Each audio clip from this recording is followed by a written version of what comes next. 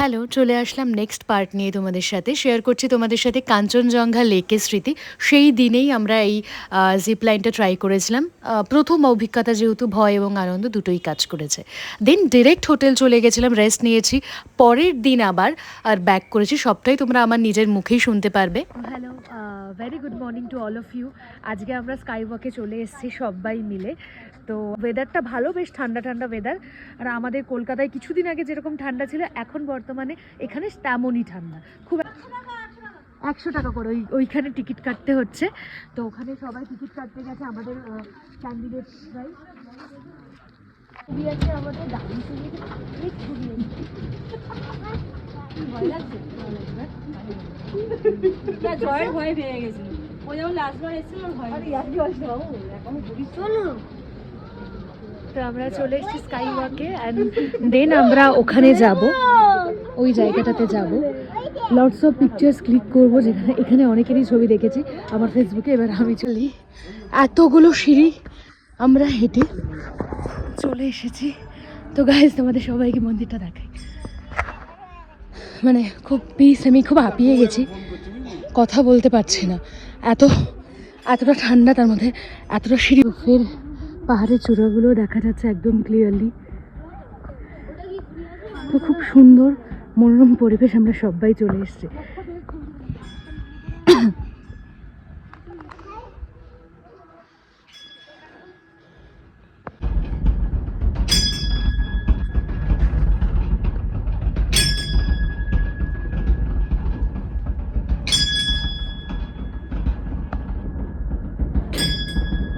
সবাইকে, তো আজকের ইন্ট্রোডাকশনটা রিয়া দেবে। এই যে এখন আমরা চলে এসেছি টেমিটি গার্ডেনে। টেমিটি সবাই মিলে গার্ডেনে চলে এসেছি, দেখা যাক কি হয়।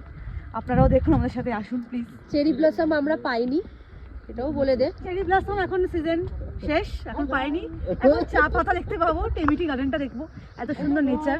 আপনারাও দেখুন আমাদের সাথে। টুপিটা কই, ওর মানকি টুপিটা? এই নিচে নিচে দেখা, নিচে দেখা। ওপরে বললাম নিচে দেখ, আস্তে আস্তে।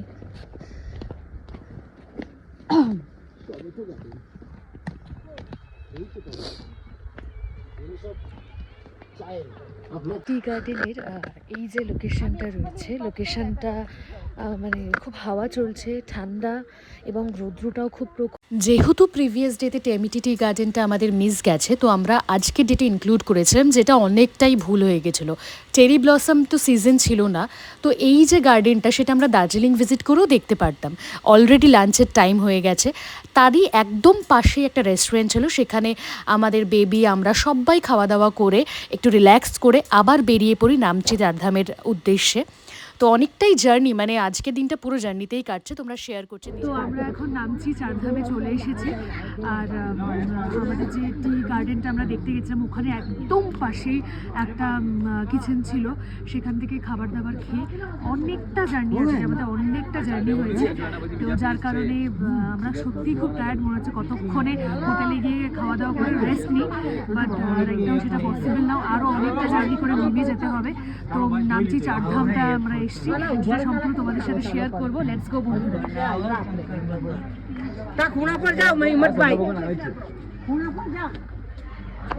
এর সাথে সাথে তোমাদের সাথে আরেকটা বিষয়ও শেয়ার করি। মানে এই ট্রিপে অনেক কিছু খারাপ এবং অনেক কিছু ভালো, কারণ আমরা না একটা ট্রিপ প্ল্যান করার পর সবাইকে মোটিভেট করেছি যে আবার কবে ট্রিপ প্ল্যান করতে পারবো কি না পারবো, কার হবে কি না হবে, সবাই একসাথে হতে পারবো কি না।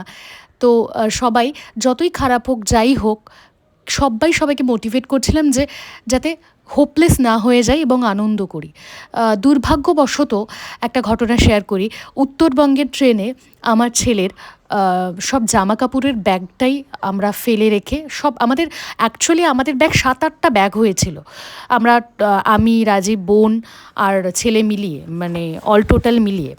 তো যাই হোক, ওটা উত্তরবঙ্গের বামুনহাটা একটা স্টেশনে, প্রত্যন্ত গ্রামের স্টেশনে চলে যায়, যেখানে আমি কমপ্লেন করা হয়, কন্ট্যাক্ট করা হয়। তাদের মতামত অনুযায়ী আমাদেরকে গিয়ে রিসিভ করতে হবে, তারা স্পিড পোস্ট বা কোনো কিছুর মাধ্যমেই পাঠাতে পারবে না, এটা তাদের রুলস। তো অনেকেই রিকোয়েস্ট করেছিলাম, কিন্তু যথারীতি তাদের দিক থেকে তারা তাদের রুলসটা মেনেছে। এবং তারা কোনো মতেই পাঠাবে না, তো যথারীতি আমাদেরকে জার্নি টাইমিংয়ে ছেলের অনেক জামাকাপড় নিজেদের কিনতে হয়। তো এরকম অনেক ডিজাস্টার হয়েছে। তাছাড়াও এই লোকেশন সম্বন্ধে একটু ইনফরমেশন শেয়ার করি, সব নেগেটিভিটি বাদ দিয়ে। নামচির এই যে লোকেশনটা সাউথ সিকিমের, এটা চারধাম বলা হয় একটা কারণেই। এখানে অল টোটাল 4টে ফেমাস পিলগ্রিমের রেপ্লিকার এক জায়গায় তৈরি করা হয়েছে, বদ্রীনাথ, দ্বারকা, জগন্নাথ, রামেশ্বরম। আর এখানে প্রায় 108 ফুটেরও উঁচু একটা বড় শিব মূর্তি রয়েছে, যেটা তোমাদেরকে ভিডিওতে শেয়ার করলামই। তাছাড়াও পুরো কমপ্লেক্সটার মানে এনভায়রনমেন্টটা তোমাদেরকে শেয়ার করি, খুব সুন্দর, পিসফুল এবং প্রত্যেকটা কর্নারে স্পিরিচুয়াল ভাইব। মানে এটা সত্যি, এই যে এনভায়রনমেন্টটা ফ্যামিলির বড়রাও যারা মানে এল্ডারলিও সবার জন্য সুইটেবল, বাচ্চাদের জন্য, বড়দের জন্য। এখানকার এনভায়রনমেন্ট, এখানকার পরিবেশ প্রত্যেকটা বাচ্চার মানে সবার জন্য সুইটেবল, ভালো। আর এইখানে অল টোটাল 12টা জ্যোতির্লিঙ্গ তোমরা কিন্তু দেখতে পাবে। তাছাড়াও তোমাদের সাথে শেয়ার করি আরও ছোট ছোট অনেক টেম্পল ছিল, যেখানে অনেক ভগবানদের মূর্তি ছিল।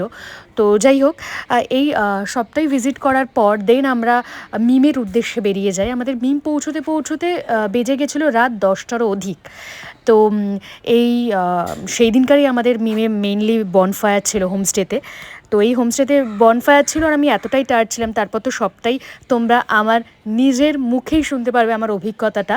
কারণ পরে ভয়েস ওভার দেওয়ার যে অভিজ্ঞতাটা, তাছাড়াও নিজের মুখে বলাটা অনেক বেটার। দেখো, একটা হোটেলে রয়েছি, এত রাত বলে এখন আমি পুরো মানে হোমস্টেটা আমি ক্যাপচার করতে পারলাম না। এখানে বনফায়ার হচ্ছে, তাছাড়াও সাথে সাথে তোমাদের সাথে দেখা, এদিকে আসো, উত্তপ্ত গরম মোমো, সাথে চা তো রয়েছেই। আর তাছাড়াও আমাদের ওখানে হচ্ছে চিকেন ফ্রাইটা হচ্ছে, ওখানে কি দেখি যায় সবাইকে।